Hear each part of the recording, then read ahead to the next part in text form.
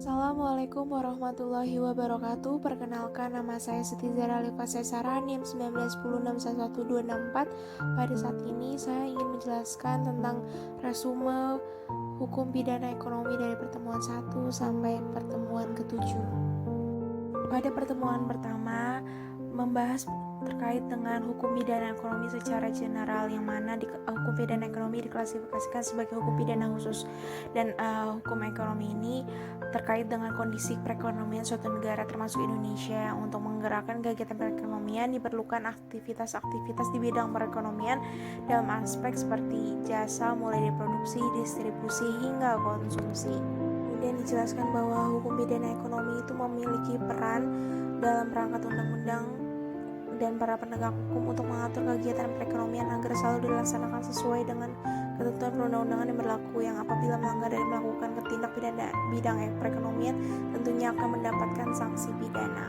Kemudian pada pertemuan kedua itu dibahas tentang peraturan perundang-undangan di bidang perekonomian, dari mulai Undang-Undang Nomor 24 Tahun 2019 tentang ekonomi kreatif, tentang pilitan, perseroan terbatas, pasar modal, peraturan dasar pokok-pokok agraria, penanaman modal, kemudian undang-undang transfer dana, undang-undang tentang perpajakan dan lain-lain.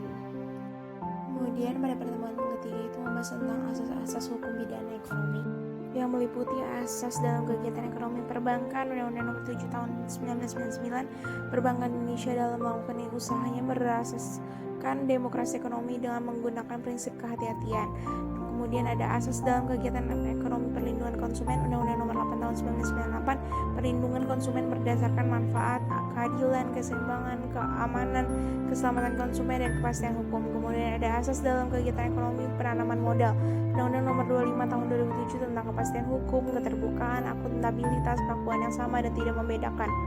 Selain itu juga ada asas dalam kegiatan ekonomi perindustrian, yang mana berasaskan kepentingan nasional dan lain. Kemudian ada asas dalam kegiatan ekonomi perdagangan, asas dalam kegiatan ekonomi ketenaga kerjaan, asas dalam kegiatan ekonomi anti monopoli, asas dalam kegiatan anti monopoli TPPU, kemudian asas dalam kegiatan ekonomi perikanan dan ekonomi pertambangan. Selain itu dalam pertemuan ketiga dibahas tentang asas umum seperti lex posteriori derogat, lex priori, lex specialis derogat, lex generali, lex superior derogat, lex inferiori. Kemudian ada asas-asas umum seperti asas legalitas, asas penting hukum pidana yang seperti asas praduga tidak bersalah, asas tidak berlaku surut atau retroaktif, asas persamaan di hadapan hukum. Kemudian pada pertemuan keempat dibahas mengenai teori-teori hukum pidana seperti ada teori absolut, teori relatif, teori gabungan, teori efek jerah, teori edukasi. Teori absolut itu, menurut teori ini pembalasan adalah legitimasi pemindanaan, sedangkan teori relatif itu penegakan ketertiban masyarakat untuk mencegah kejahatan, perlindungan keadaan hukum, dan penangkal ketidakadilan. Sedangkan untuk teori gabungan itu merupakan perpaduan antara teori absolut dan teori relatif, sehingga pemindahan mempertimbangkan pembalasan dan secara bersamaan juga mempertimbangkan perlindungan kepada masyarakat. Kemudian ada teori efek jerah atau deterrence effect. Kemudian ada teori pengendalian sosial, selanjutnya ada teori keadilan restoratif. Kemudian ada teori pembinaan. Pada pertemuan kali ini juga dibahas tentang karakteristik hukum pidana ekonomi menurut Andi Hamzah. Kemudian tindak pidana ekonomi sebagai suatu bentuk tindak pidana yang melanggar berbagai aturan di bidang ekonomi yang mempunyai karakteristik yang berbeda dengan kejahatan konvensional seperti penipuan, penggelapan, penadahan. Kemudian dibahas juga tentang kekhususan pidana ekonomi, sangat dipengaruhi oleh kondisi ekonomi dan atau pasar. Selanjutnya pada pertemuan ke-6 itu membahas tentang sejarah dan perkembangan hukum pidana ekonomi. Semakin heterogen kegiatan bisnis dan semakin banyak penilaian dengan kegiatan turunannya, maka semakin rumit pula dari sisi pengaturannya, sehingga semakin besar setelah hukum yang ada. Kemudian itu ada dibahas tentang white collar crime, untuk pertama kalinya diperkenalkan oleh V.V. Edwin H. Istilah white collar crime itu berbeda-beda, ada business crime, occupational evidence, dan lain.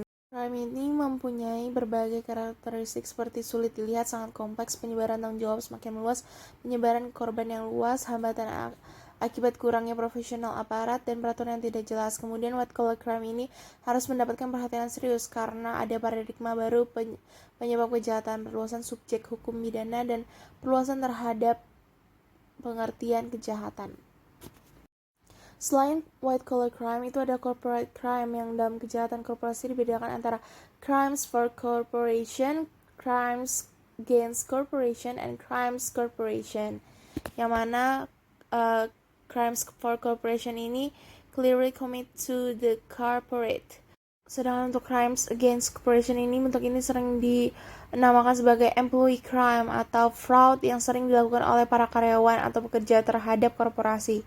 Kemudian ada criminal corporation, bentuk ini merupakan korporasi jahat yang sengaja dibentuk dan dikendalikan untuk melakukan kejahatan.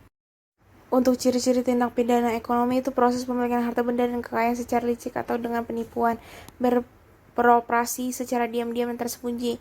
Kemudian tipe tindak pidana ekonomi itu ada property crimes, regulatory crimes, tax crime, dan kejahatan ekonomi yang bersifat global. Globalisasi ekonomi dewasa ini telah melahirkan berbagai kejadian baru dalam perkembangan ekonomi dunia disertai dengan munculnya kejahatan ekonomi yang bersifat global atau berskala internasional. Globalisasi ekonomi dewasa ini telah melahirkan berbagai kejadian baru dalam perkembangan ekonomi dunia.